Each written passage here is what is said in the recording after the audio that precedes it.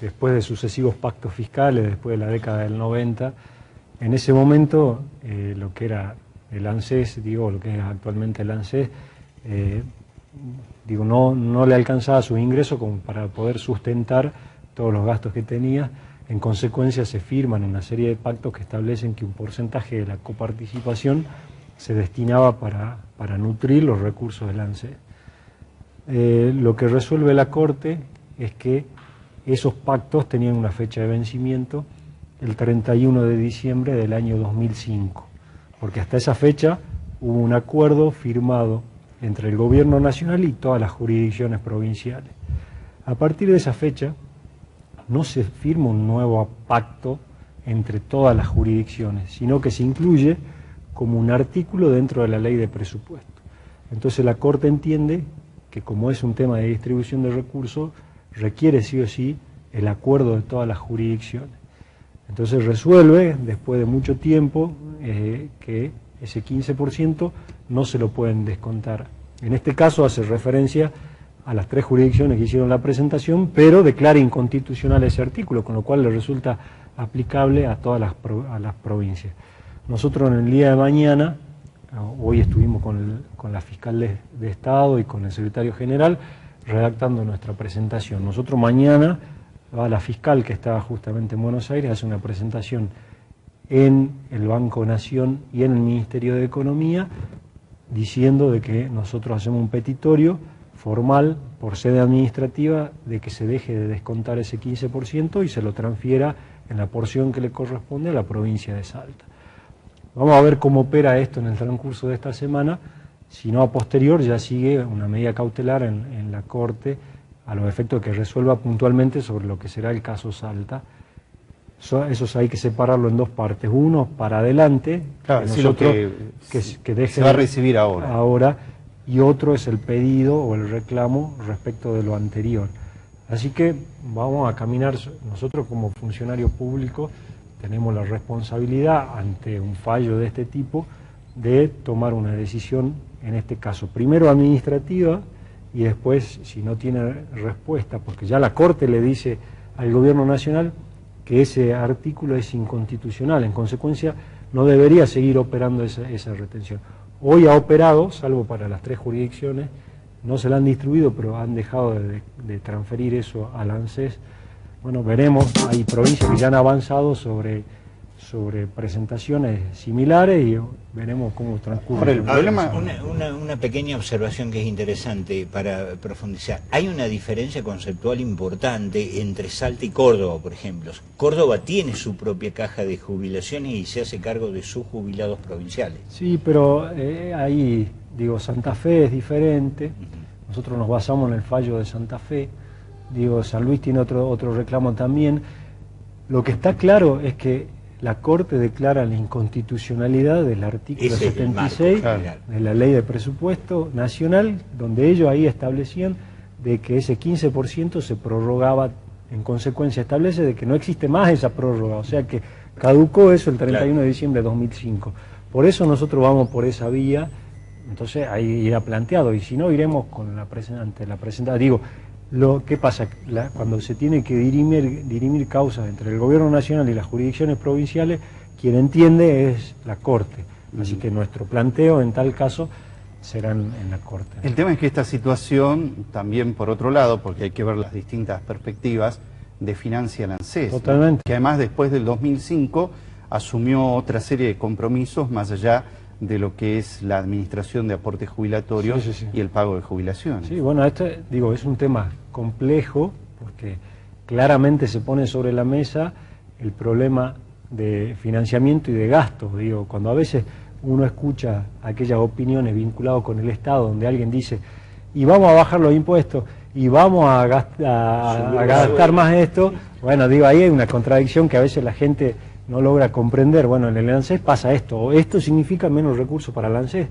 Bueno, será el Gobierno Nacional, me parece claramente, por la instancia en que estamos, el gobierno que está asumiendo, quien en definitiva buscará una resolución al respecto, desde mi punto de vista para adelante. Me parece que todo lo que esté para atrás, bono. Sí, me parece que va por eso, compensar deudas, digo, sí para adelante, me parece que será un planteo y a ver cómo se resuelve. Vamos a escuchar, digo, hay alternativas como para hacerlo, no soy yo quien le va a decir al gobierno nacional, pero digo, uno tiene cómo buscar la solución, que no está vinculado con darle obras, porque esto es de transferencia automática, esto se tiene que transferir automáticamente a las jurisdicciones provinciales.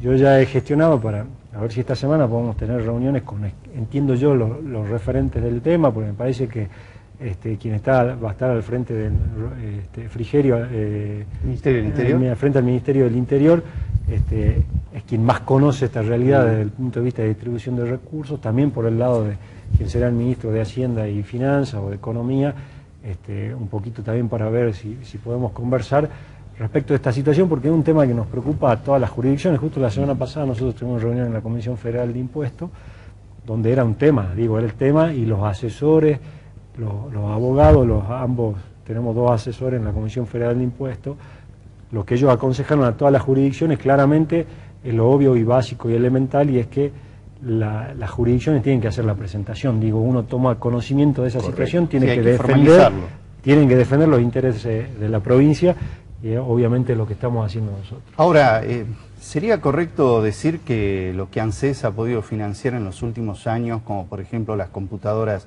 de Conectar Igualdad, Procrear y otros programas, lo pudo hacer gracias a las provincias? Y sí, porque el financiamiento del ANSES no era solo previsional, sino también tiene una porción de impositivo, porque de la masa total de recaudación diaria que tiene el gobierno nacional, el 15% directamente va al ANSES y después sigue el resto. ¿Sobre el total recaudado el 15% o sobre la distribución secundaria? No, del total de la recaudación el 15% va al ANSES, el resto empieza a la distribución nación-provincia, y después de la provincia se hace la distribución secundaria. Es decir, la ANSES es mucho más que una provincia grande, y sí, desde ese punto de vista. Sí, importante. La verdad que sí, porque además no debe haber una sola provincia que tenga 15% de coparticipación. No, de hecho no. De hecho, y sobre el total, porque tiene el 15% de la distribución secundaria. Donde ahí hay una porción casi 50 nación, 50, un poco menos, entre nación-provincia, y de ahí se detrae también, después de eso también hay una parte que se detrae. Para eso también está una resolución respecto del financiamiento que se hace a la FIP. También sacó la Corte un fallo que hace referencia al 1,5 que se destinaba a solventar los gastos de la FIP, que la verdad que no es poca cosa también, y está vinculado con los sueldos que perciben los funcionarios. Entonces es un tema que tampoco pretendemos nosotros una resolución inmediata, más allá que hay un fallo de la Corte que entiendo yo que lo tienen que cumplir. Pueden tener una respuesta vinculada con que el fallo habla de estas 3 jurisdicciones y bueno, habrá un camino un poquito más largo que vinculado con ir a la Corte, pero digo, cuando yo hablo de mediano plazo es que esto puede llegar a resolverse, si no es en el transcurso de esta semana, será dentro de 3 meses, pero digo, no es algo que lo van a poder resolver de aquí a 3 o 4 o 5 que no sea como esta resolución, ¿no? No, me parece que en este caso... Esto hace hay 2 años que lo tenía la Corte, ¿no? Sí, hay un tema también no menor que me parece importante, que la Corte exhorta, pero digo, a que se discuta un nuevo sistema de distribución.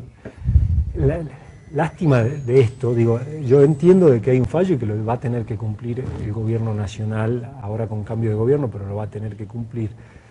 Lástima que ante la distribución de mayores recursos no se lleve adelante con una lógica que esté vinculada con una distribución diferente, porque ¿qué vamos a hacer nosotros? Tenemos un 10% más de recursos como consecuencia de este 15%, ¿correcto? Más recursos, pero vamos a seguir agrandando las brechas, porque claramente, cuando hice la exposición el otro día en la Cámara donde estaban diputados y senadores, yo demostraba que nosotros éramos novenos, si nosotros tomábamos el valor nominal del recurso, contando desde el que más antes pasábamos al número 17.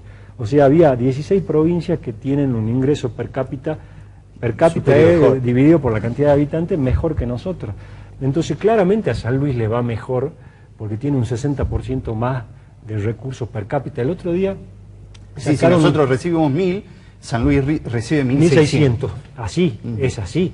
Entonces, a San Luis le va mejor. Ahora, si nosotros vamos a recibir 1.100, Digo, porque tenemos un 10%, San Luis va a recibir 1.760. Claro. Entonces ellos van a recibir mucho más, no van a recibir 100, van a recibir 160 más, o sea, a ellos le va a ir mejor que a nosotros.